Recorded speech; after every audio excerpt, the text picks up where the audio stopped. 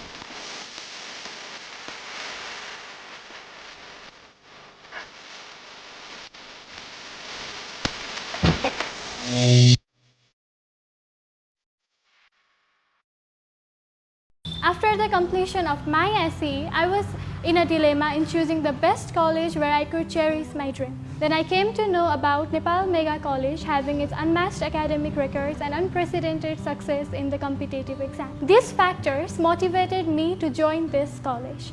I found a very stimulating environment inside the college for our academic upliftment. So I request all the SAE graduates to dream, discover and decide, because the choice for your college determines your future. And I assure you that Nepal Mega College can be your career company. Thank you.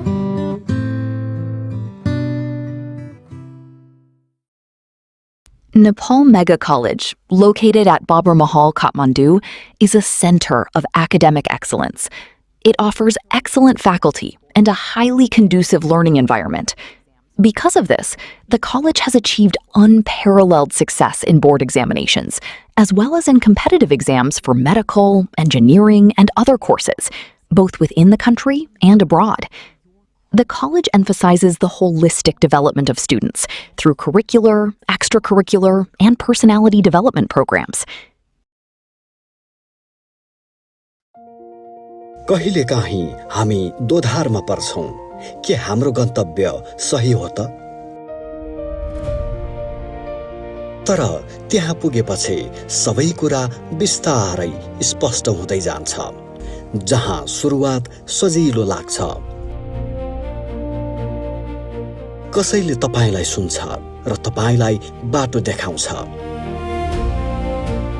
सिकाइ किताबमा मात्र सीमित हुँदैन,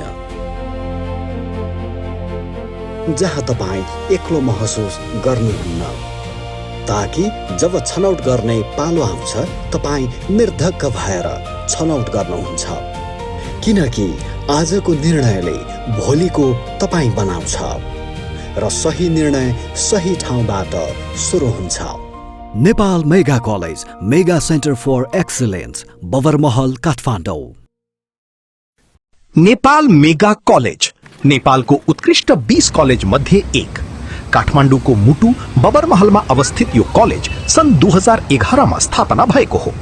आजको दिनसम्म यस कलेजले 15 वटा सफल शैक्षिक वर्ष पूरा गरिसकेको छ। यहाँ अध्ययन गरेका 100 भन्दा बढी विद्यार्थीहरूले एमबीबीएस र इन्जिनियरिङमा पूर्ण छात्रवृत्ति प्राप्त गरिसकेका छन्। त्यसैगरी 1000 भन्दा बढी विद्यार्थीहरूले बैंकिङ क्षेत्र, त्रिभुवन विश्वविद्यालयका कार्यक्रमहरू जस्तै बीबीए, बीएससी सीएसआईटी तथा विदेश अध्ययन मार्फत आफ्नो भविष्य निर्माण गरिसकेका छन्।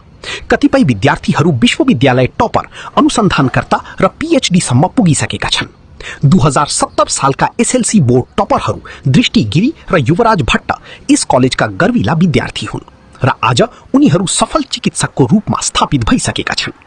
यस कलेजका धेरै विद्यार्थीहरू ब्याङ्किङ क्षेत्रमा कार्यरत छन् भने धेरैले सरकारी निजामती सेवामा पनि आफ्नो सफलताको पहिचान बनाइरहेका छन्।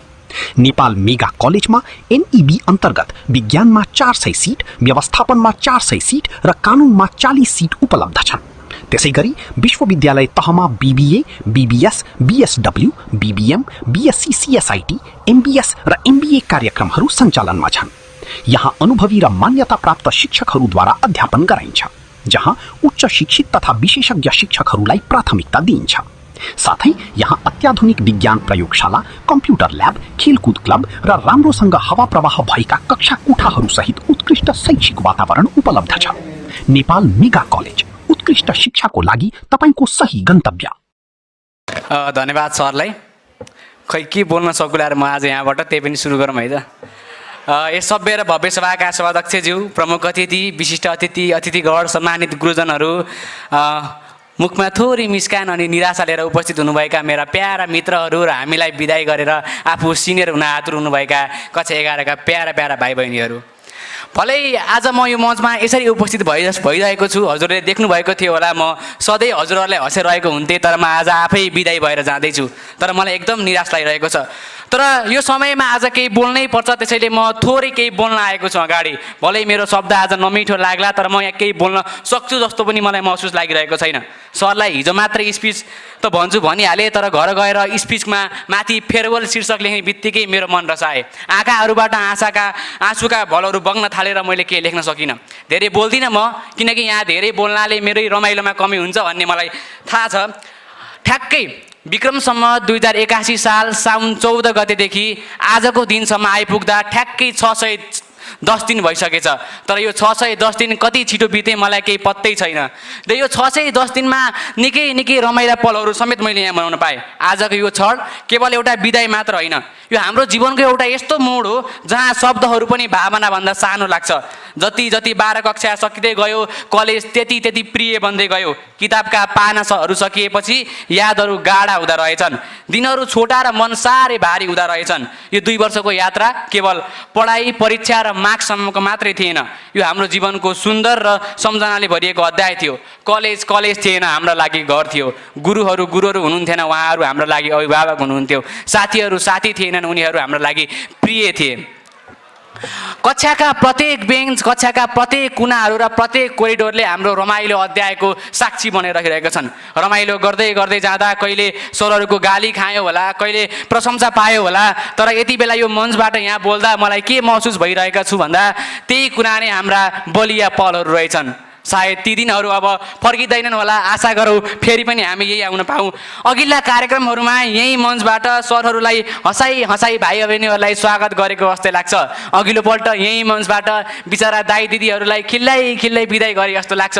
तर आफै यही मञ्चबाट बिदाई भएर जाँदा मलाई निकै नै कस्तो महसुस अथवा वर्णन नै गर्न नसक्ने अनुभूति भइरहेको छ। आदरणीय सरहरू, खै म हजुरहरूको महानतालाई कसरी वर्णन गरौँ? म वर्णन गर्न सक्दिनँ होला। हाम्रा लागि हजुरहरू केवल शिक्षक मात्र हुनुहुन्थेन, हाम्रो प्रेरणा हो, हाम्रो जीवनको मार्गदर्शक हो हजुरहरू। जति बेला हामी आत्तिन्थ्यौँ त्यति बेला तपाईँहरूले हामीमाथि विश्वास गर्नुभयो। जति बेला हामी बाटो बिराउँथ्यौँ त्यति बेला हामीहरूलाई बाटो देखाउनु भयो। भलै हामी जहाँ अल्मलिए पनि, जहाँ अड्किए पनि हजुरहरूले हामीलाई अगाडि बढ्ने साथ दिनुभयो। भलै हामी अब कहाँ वर्णन गर्न सक्छौँ हजुरहरूको त्यो महानतालाई। हामीले गुनासो गरेका ती क्लासहरू, झन्झट लागेका एक्स्ट्रा क्लासहरू, होमवर्कहरू सबैभन्दा रमाइला पलहरू रहेछन्। अब मैले कहाँबाट होमवर्क गर्न पाउँछु होला त्यो फेरि? त्यसरी जिन्दगी मोडियो भने फेरि पनि हजुरहरूकै विद्यार्थी भएर आउन पाऊँ। अब के कुरा गरौँ फेरि पनि? एकपटक साथीहरूलाई सम्झौँ। म प्यारा साथीहरू, यादहरू धेरै असीमित छन्। छुमन्तर चाहिँ समय रहेछ, अस्ति भर्खर भेटे जस्तो लाग्छ। आज फेरि हामी बिदाई भएर जाँदैछौँ। समयले फेरि रिगायो भने हामी त्यही क्लासको बेन्चमा बसेर फेरि रमाइला गफहरू गर्नेछौँ, सरहरूलाई ढाँट्नेछौँ, होमवर्क नगरी आउनेछौँ, अनि एक्जामको अघिल्लो दिन रातभर पढेर पनि पास हुने मार्क्स ल्याउनेछौँ। तर हामी जहाँ गए पनि, जता अघि बढे पनि नेपाल मेगा कलेज हाम्रो पहिचान रहनेछ। त्यसैले त म आज भन्न आएको छु, यो हाम्रो लागि बिदाई होइन, यो एउटा कृतज्ञता हो। धन्यवाद ती सम्झनाहरूको लागि, धन्यवाद ती सिकाइहरूको लागि। र अन्तिममा फेरि म के धन्यवाद भन्न चाहन्छु भन्दै, धन्यवाद हामीलाई आजको हामी बनाउनु भएकामा, र अन्त्यमा मलाई आजको म बन्न सहयोग गराउनु हुने सम्पूर्ण गुरुहरू र हामीलाई यति सभ्य र भव्य कार्यक्रम आयोजना गरेर बिदाई गर्न लाग्नुभएका कक्षा 11 का भाइ बहिनीहरूलाई पनि म यहाँबाट एकदमै धन्यवाद ज्ञापन गर्न चाहन्छु। भन्न धेरै थियो, लेख्न केही सकिएन, के गर्ने। वेलकम र दाइ दिदीहरूको फेयरवेल भएको भए धेरै नै लेख्थे होला, धेरै नै हँसाउँथे होला। तर आज आफ्नै फेयरवेल भएकोले कतै कतै म यहीँबाट रुन्छु कि जस्तो पनि लागिरहेको छु। भलै त्यस्तो नहोस्, त्योभन्दा छिटो म यहाँबाट निस्केर जान्छु। हस् त, यति भन्दै म बिदाय हुन चाहन्छु। हस् त, धन्यवाद। धन्यवाद कार्यक्रम सञ्चालक सर। यस गरिमामय कार्यक्रमका सम्मानीय सभाध्यक्षज्यू, यस नेपाल मेगा कलेजका प्राचार्यज्यू, उपस्थित सम्पूर्ण गुरुवर्ग, कक्षा 12मा अध्ययनरत आजको यस कार्यक्रमका आकर्षणका केन्द्रबिन्दुका रूपमा रहनुभएका हाम्रा दाइ दिदीहरू, कक्षा 11मा अध्ययनरत मेरा सहपाठी साथीहरू तथा यहाँ उपस्थित सम्पूर्णमा म नेपाल मेगा कलेजको कक्षा 11मा अध्ययनरत छात्रा प्रशंसा पन्थीको तर्फबाट स्वीकार्नुहोस् न्यानो नमस्कार। समय कति प्रवाहशील छ है। अस्ति भर्खर जस्तो लाग्छ याला दरबारको त्यो भव्य हलमा तपाईँहरूले हामीलाई स्वागत गर्नुभएको। फेरि आज हामीले बिदाई गर्ने दिन पनि त आइसकेछ नि। हजुरहरूले नवआगन्तुक विद्यार्थीको रूपमा हामी नेपाल मेगा कलेजमा आउँदै गर्दाखेरि देखाउनु भएको सकारात्मक व्यवहारले हामीलाई थप ऊर्जा र प्रेरणा प्रदान गरेको थियो। त्यसको लागि पनि हामी हार्दिक आभार एवं कृतज्ञता प्रकट गर्दछौँ। आयोजकको तर्फबाट म तपाईँहरू सम्पूर्णलाई यस मञ्चमा निमन्त्रणा र स्वागत पनि गर्न चाहन्छु। बिछोड आफैमा एउटा नमिठो सत्य पनि हो र यो एउटा फराकिलो क्षितिजको खोजी पनि हो। तपाईँहरू अब यो सानो परिसरबाट निस्केर एउटा ठुला रङ्गमञ्चमा जाँदै हुनुहुन्छ, जहाँ तहाँ तपाईँहरूको सफलता र सङ्घर्ष जुधिरहेका छन्। अब हाम्रो शुभेच्छा पनि छ तपाईँहरूको यस सङ्कल्पमा कुनै पनि शिथिलता नआओस्। पखेटा फिजाएर उड्नु त्यो अनन्त आकाशमा जहाँ सफलताका रङ्गहरू तपाईँहरूकै प्रतीक्षामा छन्, तर नबिर्सिनु ती पुराना पच्चापहरूलाई जसले तपाईँहरूलाई त्यो उचाइसम्म पुर्याउनेछन्। जीवन एक यात्रा हो, जहाँ भेट हुन्छ त्यहाँ सम्बन्धहरू स्थापित हुन्छन्, सामिप्यताहरू बढ्दै जान्छन् र छुट्नु पनि पर्छ, तर सम्बन्धहरू कहिले पनि टुट्दैनन् र मर्दैनन्। राष्ट्र निर्माणको हरेक ठाउँमा यहाँहरूको सक्रिय सहभागिता र सर्वाङ्गीण विकासमा महत्त्वपूर्ण भूमिका रहनेछ भन्ने अपेक्षा राख्दछु। सदैव हामीलाई भविष्य मार्गदर्शनका लागि पूर्णतया अभिभावकीय भूमिका खेल्नुहुनेछ भन्ने आशासहित यहाँहरूको शैक्षिक सफलता, सुस्वास्थ्य, नैतिकता, सदाचारिता, उज्जवल भविष्य र अनुकरणीय व्यक्तित्व विकासको हार्दिक शुभकामना व्यक्त गर्दछु। धन्यवाद।